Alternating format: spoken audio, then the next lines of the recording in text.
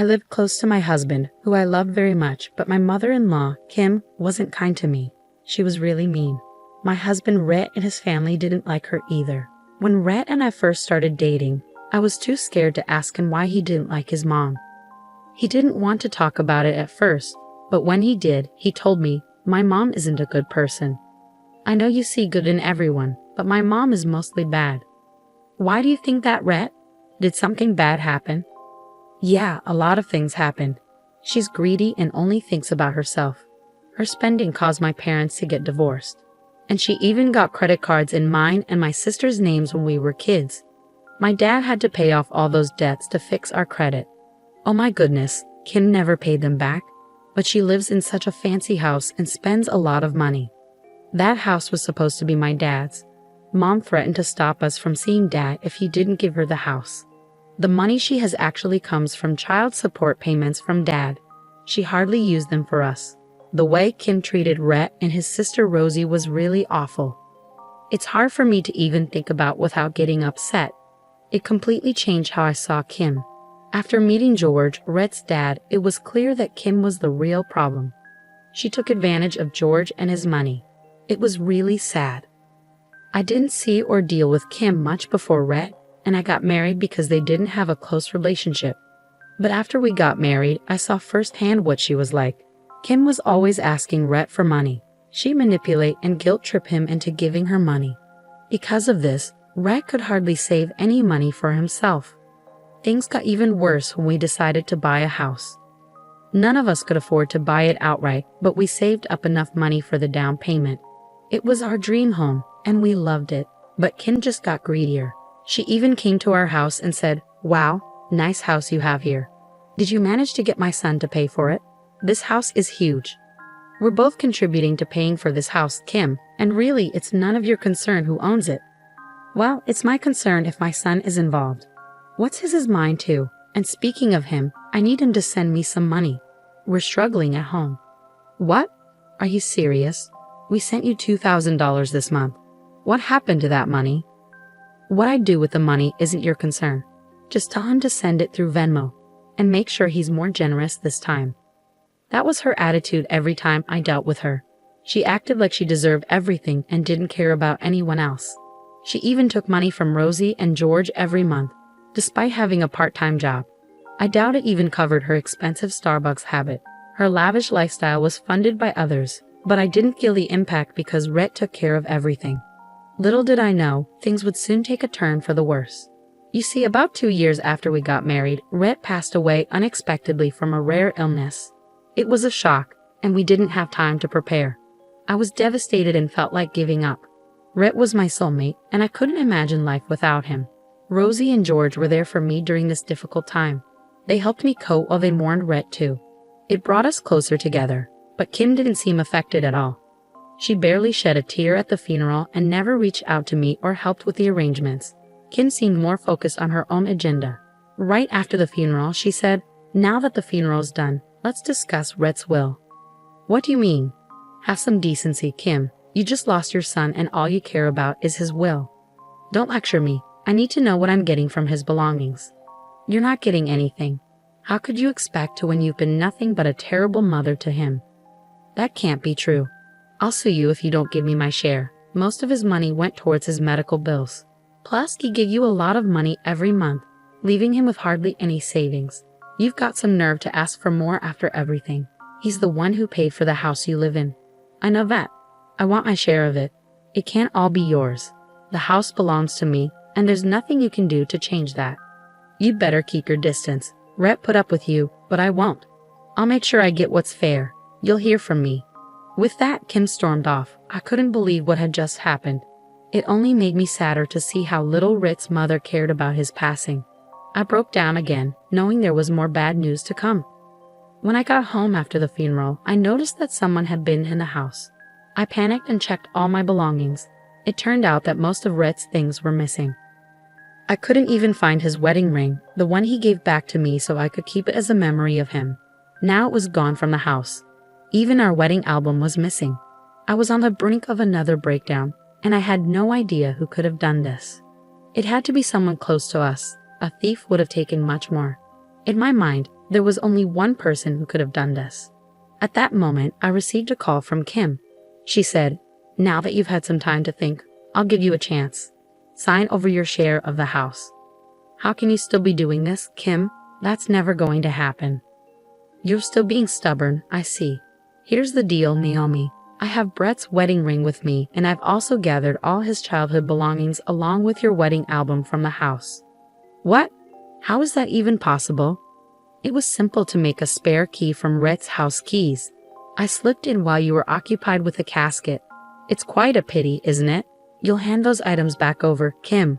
I'll inform the police." "Yes, you could do that. But I'd destroy them before the police arrive. They might catch me, but you'll never see your precious items again." "What do you want?" "Sign over the house, Naomi. I want the entire house. Since you've been so cheeky with me, I'll give you back the items as soon as you sign the papers." And with that, she hung up on me. I was left in disbelief. I didn't know what to do. Kim had taken all the precious things I had left of Rhett. I wanted them back desperately. The house meant little to me. But the more I thought about her actions, the angrier I became. I couldn't let her win. Not after everything she'd done to Rhett and now to me. I immediately called George and Rosie to the house. I explained everything Kim had said and done. They were shocked and disgusted by her behavior. Rosie said, "I'm ashamed that I'm related to someone like her. My son isn't even laid to rest yet, and she's already up to her old tricks. How can she be so heartless? This is unforgivable. I'm going to her house right now and confront her. You're not signing away the house. You and Rhett made so many memories here. I won't stand for this." "No, Rosie. If we confront her, Kim might destroy the items. I need them back safe and sound. I'll call her and pretend to agree to sign over the house. She won't suspect a thing. But you can't actually do it. It's crazy. Please, Naomi, don't give in to her evil schemes." "Don't worry, guys. I won't let her win. I had a plan. Kim had caused so much harm in our lives, and it was time to make her face the consequences. She disrespected Rhett's memory and tried to take my house. I wasn't going to let her get away with it easily. I shared my plan with George and Rosie, and they agreed to help me. So I called Kim and told her to get the papers ready. I pretended to be ready to sign over the house to her. Kim was thrilled at my apparent surrender. She said the papers would be ready soon. The nerve of this woman was unbelievable. A week later, Kim called me to sign the papers. I went through them carefully and then handed her some additional papers prepared by my lawyer. I told her to sign them. "I've already signed the property papers and processed them," I said. "Here's the legal document stating that you've accepted the gift." "Oh, do I need to sign this? I can't wait. Just tell me what to do." "You just need to sign these papers, that's all." "There, I've signed these papers and accepted your gift. So I hope you can move out of the house this month. I'll slowly start shifting there. I need to make a lot of redecorations, so make it quick." "Don't worry, Kim, you have exactly a month to move into your new house. There won't be any issues. See, it wasn't so difficult, was it? You get what you wanted, and I get what I wanted." Kim was foolish enough to believe I'd just sign away the house. Well, it turns out she was the foolish one. What Kim didn't realize was that I had swapped the papers.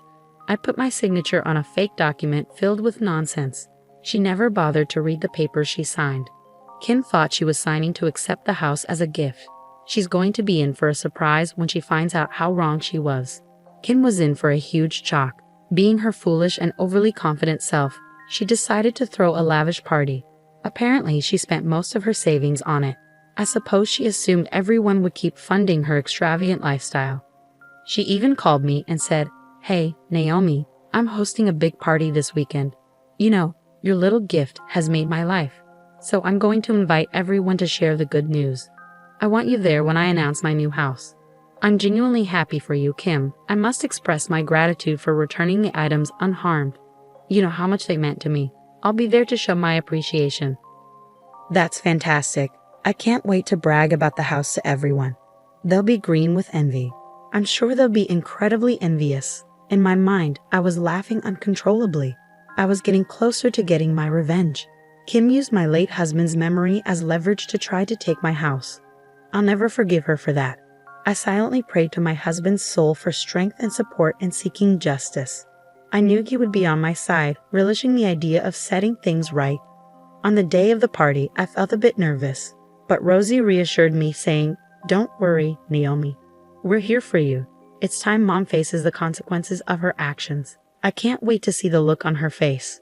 I know Rosie. She's had this coming for a long time. I just hope everyone sees her for who she really is. Everyone will be on your side once they hear the whole story.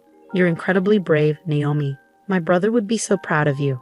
Rosie's words filled me with courage. I felt confident and prepared to face whatever came my way. When we arrived at the party, Kim had indeed thrown a grand affair, as she promised. It was evident as she was ecstatic about her new house and wanted to celebrate it in style. I couldn't help but feel a sense of excitement as I took in all the festivities. Many familiar faces filled the room, and I was glad to be surrounded by friends. The real spectacle began when Kim stood up to make a toast. Everyone was curious about the reason behind such an extravagant party, so they eagerly awaited her announcement. Kim said, "Thank you all for being here. Today is a special day for me, and I wanted to share it with my loved ones. Recently, I achieved a lifelong dream, so this party is a celebration of my accomplishment." Kim, why don't you just come out with it? I'm sure everyone's curious about why we're all gathered here. Of course I'll share, Naomi. It's only fair to let them in on the excitement.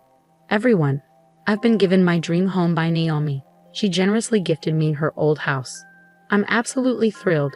She made a huge sacrifice, and I'm so grateful to her. Thank you for what, Kim? For falling for your scheme and signing away my house?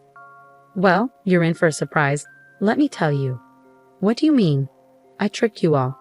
None of that happened. Everyone, I'm here to reveal the truth. Kim kept some valuable possessions of my late husband and forced me to sign over the house. She blackmailed me, threatening to destroy those items and make me suffer. Kim planned everything from the moment my late husband passed away. There was a collective gasp from the crowd as they exchanged shocked whispers. I turned to look at Kim, who appeared visibly nervous. She stuttered, No, Naomi is just joking. None of that happened. She couldn't handle the upkeep of such a large house, and the mortgage was too much for her, so she decided to sign it over to me. It's not true at all. Rosie and George know the truth. They'll vouch for me. Naomi is telling the truth, Kim. You tried to blackmail her into signing away the house. Rosie and I tried to intervene, but you didn't listen to any of us. Yes, that's correct. You need to stop lying to everyone. All of you acted in my best interest, Kim. I deserve the house too. After all, my son contributed to it as well. That house should rightfully belong to me. Naomi was foolish to give it up for a few sentimental items. Are you that naive, Kim? Did you honestly believe I would sign over my house to you? The room fell silent, and even Kim appeared stunned by my words. George and Rosie exchanged amused glances in the background. What do you mean, Naomi? Kim stammered. You should have taken the time to read the papers before signing, Kim. You should have even consulted a lawyer before putting your signature on anything. I swapped the papers you signed. Here, take a look at what they actually say. Wait, this says I've signed over my house to you. How is this possible? I had a lawyer prepare the papers. No, this is fake. Can't you see? This isn't my signature. Kim, it seems like your own scheming has backfired on you. Technically, your house now belongs to me, while my house thankfully still remains in my name. Here's your eviction notice. Your house now belongs to me, and I want you out within a month. And don't even think about asking us for money. We're done with you too. You won't get a penny from us. You should be ashamed of yourself. If you have any decency left, you won't set foot near my door again. No, this can't be happening. You can't do this. Oh my God. Before she could finish her sentence, Kim simply fainted. I was sorely tempted to laugh at the scene. No one rushed to help Kim. Instead, they threw disgusted looks her way. Some even left the party after offering me words of support. Nobody defended Kim because they knew exactly the kind of person she was.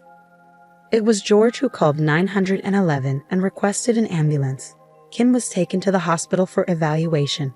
Meanwhile, I stayed at the party with Rosie and enjoyed myself. Everyone there criticized Kim as they never liked her manipulative ways. This time, they were glad to see someone stand up to her.